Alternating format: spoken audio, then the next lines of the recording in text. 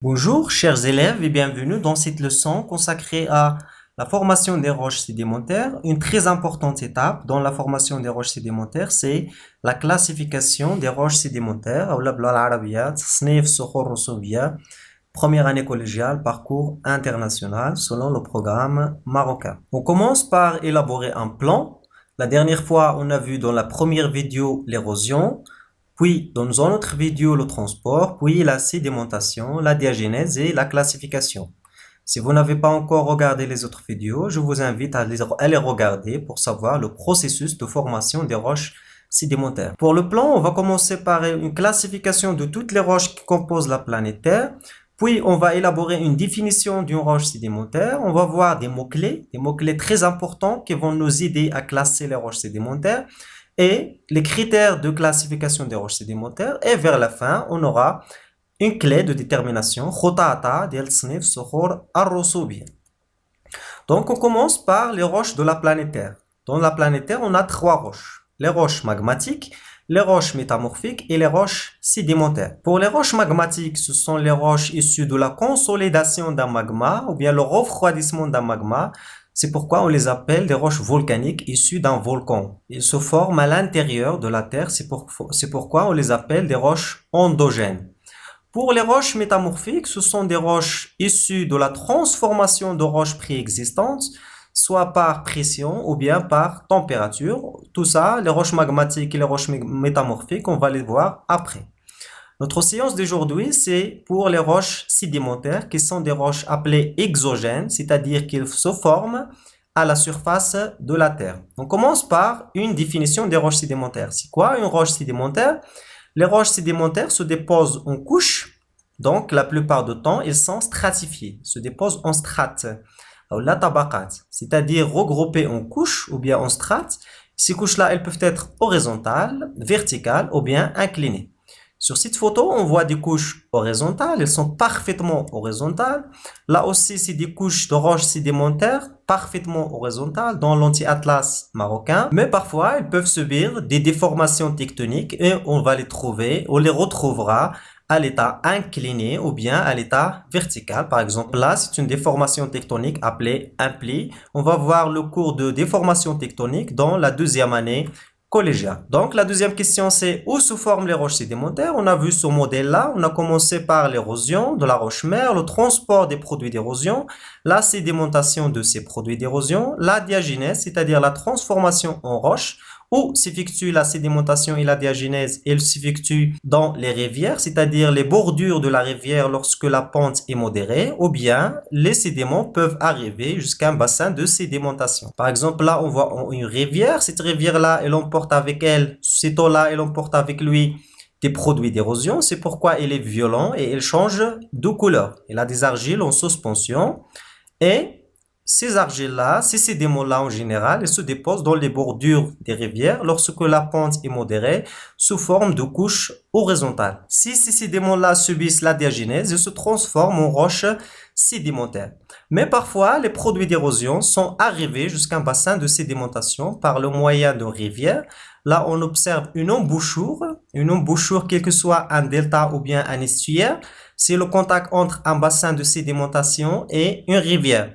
Un bassin de sédimentation, il peut être un lac, une mer, un océan, une lagune, etc. Quelques mots-clés qui vont nous aider à classer les roches sédimentaires. Le premier mot-clé, c'est la texture. C'est quoi la texture? La texture caractérise l'arrangement des cristaux entre eux, soit à l'échelle de l'échantillon, ou bien à l'échelle de la lame mince, ou bien même à une échelle très fine. Le deuxième mot-clé, c'est HCl, l'acide chlorhydrique.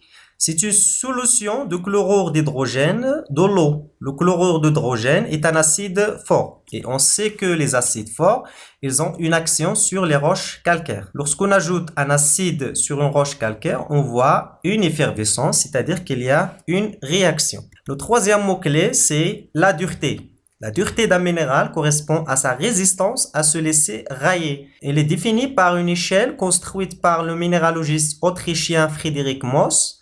Voilà l'échelle de la dureté des roches ou bien des minéraux. La base de cette échelle-là, on voit les moins durs et vers la fin, on a les minéraux les plus durs. Par exemple, les moins durs, c'est le talc et le gypse. Ils sont raillés par l'angle. Ensuite, on a la calcite qui est raillée par une pièce de monnaie. Puis, la fluorite, la patite, ils sont raillés par une lame d'acier d'un canif.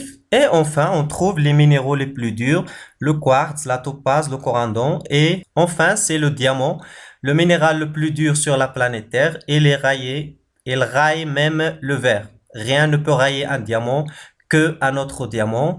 Donc, c'est le plus dur de la planète Terre. Le mot-clé suivant, c'est la densité. La densité ou bien densité d'un corps ou densité relative d'un corps est le rapport de sa masse volumique à la masse volumique d'un corps pris comme référence. Généralement, la référence, c'est l'eau. Le mot-clé suivant, c'est la cassure. La cassure, c'est l'aspect de la surface d'un minéral après avoir été brisé. Elle peut être irrégulière, elle peut être conchoïdale, mais aussi le minéral peut être tendre, c'est-à-dire il ne se casse pas, mais il devient une poudre. Maintenant, on va voir la clé de détermination des roches sédimentaires, c'est-à-dire on va prendre quelques roches sédimentaires et on va les classer selon quelques règles et quelques critères. Je vous donne rendez-vous à la deuxième partie et merci pour votre attention. Bonjour, bienvenue dans cette deuxième partie de la classification des roches sédimentaires. On va prendre quelques exemples de roches sédimentaires et on va les classer selon quelques critères. Par exemple, la texture, l'HCl, la cassure. Les critères-là, ils sont donnés en rouge, la dureté, le goût, la forme des éléments, la taille des éléments, la nature des éléments figurés, etc. Donc, on commence par la première roche-là. Cette roche-là, on va voir sa texture. Est-ce qu'elle est homogène, c'est-à-dire lisse, ou bien il est hétérogène, c'est-à-dire granulaire. On voit bien que cette roche-là, elle est homogène. On va ensuite procéder au test HCl. Le test HCl pour cette roche-là, elle est négatif. Après, on va voir la cassure. On voit bien la cassure de cette roche-là, elle est régulière. La dureté de cette roche-là, généralement, cela est effectué en travaux pratiques. Elle se raille à l'angle, c'est-à-dire on peut la fractionner tout facilement à l'angle. On va les appeler des roches évaporitiques. Pour en savoir plus, on va tester le goût de cette roche-là. On va la trouver salée, c'est-à-dire que c'est de la halite. C'est la première roche sédimentaire, la halite. On passe à la deuxième roche sédimentaire, cette roche-là. La texture, c'est comme la précédente, elle est homogène et elle est lisse. Ça se voit bien. Pour le test HCl, elle est toujours négative. La cassure de cette roche-là, elle est irrégulière. La dureté, c'est la même, c'est-à-dire il se raille à l'angle. Donc, c'est aussi une roche évaporitique. Mais le goût de cette roche-là, elle n'est pas salée. Ce n'est pas la halite, mais c'est du gypse. On passe à la troisième roche. Cette roche-là, pour la texture, est-ce qu'elle est hétérogène, est-ce qu'elle est homogène? On voit bien que cette roche-là, elle est homogène et elle est lisse. Pour le test HCl, elle est négative. La cassure, elle est conchoïdale. On voit bien qu'ici, la cassure, elle est conchoïdale. Pour la dureté, elle raille le verre. Donc, on va l'appeler une roche siliceuse. Et cet exemple-là, c'est le silex. Cette roche-là, elle s'appelle le silex. L'exemple suivant, c'est cette roche-là. C'est toujours des roches sédimentaires. Pour la texture, c'est la même. Elle est homogène et elle est lisse. Pour le test HCl, c'est-à-dire l'acide chlorhydrique, il est négatif.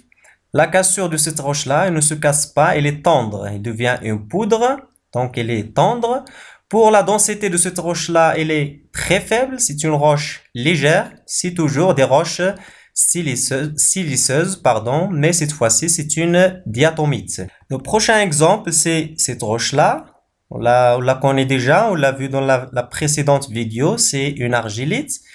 La texture de l'argilite, c'est homogène. Le test HCl est négatif. La cassure, cette roche-là, elle est tendre et elle colle si humide. Si on ajoute de l'eau à cette roche-là, elle colle, c'est-à-dire il devient une pâte. Ce sont des argiles. C'est la famille des argiles et cette roche-là, c'est une argilite. L'exemple suivant, c'est cette roche-là. Est-ce qu'elle est hétérogène? Est-ce qu'elle est homogène? Ça, c'est des fossiles. Donc, ils ne sont pas inclus dans la texture. Mais cette roche-là, on voit bien qu'elle est homogène. Pour le test HCl, cette fois-ci, il est positif, c'est-à-dire si on ajoute de l'HCl ou bien de l'acide chlorhydrique à cette roche-là, elle va donner une effervescence. Pour la cassure de cette roche-là, elle est tendre, donc c'est toujours dans les argiles, mais des argiles calcaires, c'est-à-dire un mélange entre argile et calcaire, c'est une marne. Cette roche-là, elle s'appelle une marne. L'exemple suivant, c'est cette roche-là. Toujours la texture, elle est homogène et elle est lisse. Le test HCl, c'est positif, donc c'est une calcaire. La cassure, elle est tendre, c'est-à-dire qu'elle devient une pâte. Donc, c'est une craie. C'est la craie, c'est la roche avec laquelle on fabrique de la craie, avec laquelle on écrit sur le tableau noir. Le prochain exemple, c'est cette roche-là. La texture, elle est toujours homogène. Cette roche-là, elle est lisse. Le test HCl, c'est positif, donc c'est un calcaire. La cassure, c'est une roche compacte, c'est-à-dire elle n'est pas tendre. On va l'appeler un calcaire lithographique. On passe à l'exemple suivant. Cette roche-là, on va voir la texture. La texture de cette roche-là, on voit bien qu'elle est granuleuse et elle est hétérogène. Donc, c'est la deuxième partie. On va élaborer le test HCl. Et le test HCl pour cette roche-là, il est positif. Donc, c'est une calcaire. On va voir après le troisième critère, c'est la nature des éléments figurés. Est-ce que c'est des polypiers, c'est des bioclastes ou bien c'est des oolites? Là, c'est des polypiers, c'est un fossile, c'est un être vivant, c'est un ex-être vivant, donc c'est un fossile. Et on va appeler la roche un calcaire à polypiers. Un calcaire à polypiers. L'exemple suivant, c'est cette roche-là. On voit bien que cette roche-là, elle est hétérogène, elle est granulée.